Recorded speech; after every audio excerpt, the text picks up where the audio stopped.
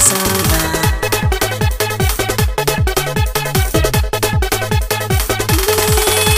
Ito sannan ki buɗe idanu zaki ganni a farko, ko na hau hanyar da bata dace baki maza ki kira ni da sako.